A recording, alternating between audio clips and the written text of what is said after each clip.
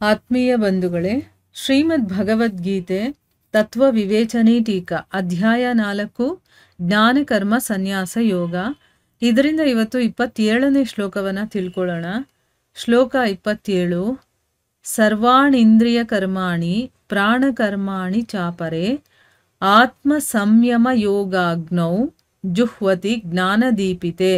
ಅನುವಾದ: ಬೇರೆ ಯೋಗಿ ಜನರು ಇಂದ್ರಿಯಗಳ ಸಂಪೂರ್ಣ ಕ್ರಿಯೆಗಳನ್ನು ಮತ್ತು ಪ್ರಾಣಗಳ ಸಮಸ್ತ ಕ್ರಿಯೆಗಳನ್ನು ಜ್ಞಾನದಿಂದ ಪ್ರಕಾಶಿತವಾದ ಆತ್ಮ ಸಂಯಮ ಯೋಗ ರೂಪಿ ಅಗ್ನಿಯಲ್ಲಿ ಹವನ ಮಾಡುತ್ತಾರೆ.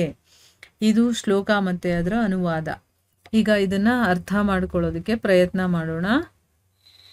ಈಗ ಭಗವಂತ ಆತ್ಮ ಸಂಯಮ ಯೋಗ ರೂಪಿ ಯಜ್ಞದ ವರ್ಣನೆಯನ್ನ ಮಾಡ್ತಾ ಇದ್ದಾನೆ. ಅದೇನು ಅಂತ ತಿಳ್ಕೊಳ್ಳೋಣ. ಈ ಶ್ಲೋಕದಲ್ಲಿ ಏನು ಹೇಳ್ತಾ ಇದ್ದಾನೆ, ಇನ್ನೂ ಕೆಲವೊಂದಷ್ಟು ಯೋಗಿ ಜನರು ಇರ್ತಾರಲ್ಲ, ಅವರು ಇಂದ್ರಿಯಗಳ ಎಲ್ಲ ಕ್ರಿಯೆಗಳನ್ನು, ಈಗ ಇಂದ್ರಿಯಗಳ ಮೂಲಕ ನಾವು ಏನೇನೆಲ್ಲ ಕೆಲಸ ಮಾಡ್ತೀವೋ ಅದನ್ನು, ಮತ್ತೆ ಪ್ರಾಣಗಳ ಸಮಸ್ತ ಕ್ರಿಯೆಗಳನ್ನು, ಪ್ರಾಣಗಳು ಅಂದರೆ ನಮ್ಮ ಒಳಗಡೆ ಏನು ಜೀವ ಇದೆಯೋ ಆ ಪ್ರಾಣಗಳು ಪ್ರಾಣ ಅಂತ ಹೇಳ್ತೀವಲ್ವ, ಅದರ ಎಲ್ಲ ಕ್ರಿಯೆಗಳು, ಉಸಿರಾಟ ಆಗಿರ್ಬೋದು, ಇನ್ನು ಬೇರೆ ಬೇರೆದು ಏನೇನಿದೆಯೋ ಆ ಎಲ್ಲ ಕ್ರಿಯೆಗಳನ್ನು ಕೂಡ ಜ್ಞಾನದಿಂದ ಪ್ರಕಾಶಿತವಾಗಿರುವಂತಹ, ಅಂದರೆ ಜ್ಞಾನದಿಂದ ನಮ್ಗೇನೋ ಒಂದು ತಿಳುವಳಿಕೆ ಸಿಕ್ಕಿರುತ್ತಲ್ವ, ಅದರಿಂದ ಆತ್ಮ ಸಂಯಮ ಯೋಗ ರೂಪಿ ಅಗ್ನಿಯಲ್ಲಿ ಅದನ್ನು ಹವನ ಮಾಡ್ತಾರೆ.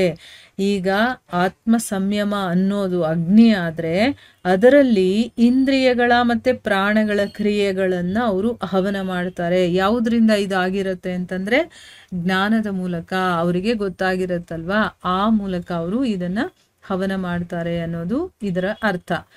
ಈಗ ಪ್ರಶ್ನೆ ಏನು ಅಂತಂದರೆ, ಇಲ್ಲಿ ಆತ್ಮ ಸಂಯಮ ಯೋಗ ಅಂತ ಹೇಳಿದಾರಲ್ಲ, ಅದು ಯಾವ ಯೋಗದ ಬಗ್ಗೆ ಹೇಳಿರುವಂಥದ್ದು, ಮತ್ತು ಅದ್ರ ಜೊತೆ ಅಗ್ನಿ ಅನ್ನುವಂತಹ ಶಬ್ದವನ್ನ ಯಾವುದಕ್ಕೋಸ್ಕರ ಯೂಸ್ ಮಾಡಿದಾರಲ್ಲಿ, ಮತ್ತೆ ಜ್ಞಾನದೀಪಿತೆ ಅನ್ನುವಂಥ ವಿಶೇಷಣದ ಅರ್ಥ ಏನು, ಇಲ್ಲಿ ಯಾಕೆ ಆ ಜ್ಞಾನದೀಪಿತೆ ಅನ್ನುವಂಥ ಪದವನ್ನ ಪ್ರಯೋಗ ಮಾಡಿದ್ದಾರೆ ಅಂತನ್ಬಿಟ್ಟು ಇಲ್ಲಿ ಪ್ರಶ್ನೆ ಕೇಳ್ತಾ ಇದ್ದಾರೆ.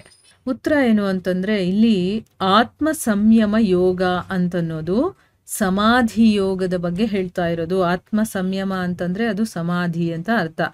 ಆ ಸಮಾಧಿ ಯೋಗಕ್ಕೆ ಯಜ್ಞದ ರೂಪವನ್ನ ಕೊಡೋದಕ್ಕೋಸ್ಕರ, ಈಗ ಸಮಾಧಿ ಯೋಗವನ್ನ ಯಜ್ಞ ಅಂತ ಹೇಳೋದಕ್ಕೆ ಆ ಯಜ್ಞದ ಒಂದು ರೂಪ ಕೊಡ್ಬೇಕಂದ್ರೆ ಅಲ್ಲಿ ಅಗ್ನಿ ಬೇಕಲ್ವಾ.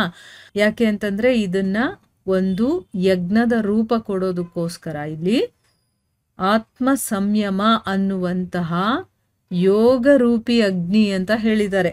ಆತ್ಮ ಸಂಯಮವನ್ನ ಅಗ್ನಿ ಅಂತ ಹೇಳಿದ್ದಾರೆ ಇಲ್ಲಿ.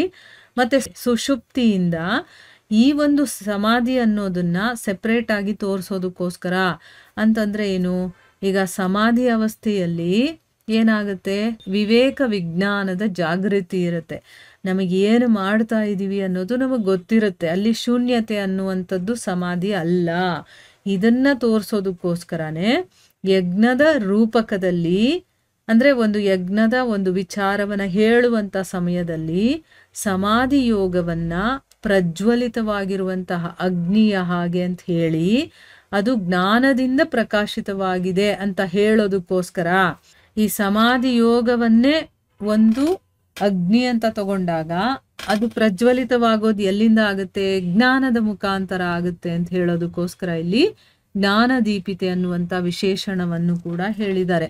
ಅಂದರೆ ಜ್ಞಾನದಿಂದ ಪ್ರಕಾಶವಾಗಿರುವಂಥದ್ದಿದು ಅಂತ ಹೇಳೋದಕ್ಕೋಸ್ಕರ ಈ ಆತ್ಮ ಸಂಯಮ ಅನ್ನೋದು, ಅಂದರೆ ಆ ಸಮಾಧಿ ಯೋಗ ಅನ್ನೋದು ಹೇಗಾಯಿತು ಅಂತಂದರೆ ಜ್ಞಾನದಿಂದ ಅದು ಉದ್ಭವವಾಯಿತು. ಜ್ಞಾನದಿಂದ ನಮಗೆ ವಿವೇಕ ಜಾಗೃತಿ ಆಗುತ್ತಲ್ವಾ, ಅದರಿಂದ ಈ ಒಂದು ಆತ್ಮ ಸಂಯಮ ಅನ್ನುವಂತಹ ಅಗ್ನಿ ಪ್ರಜ್ವಲಿತವಾಗಿದೆ ಅಂತ ಹೇಳ್ತಾ ಇರೋದು.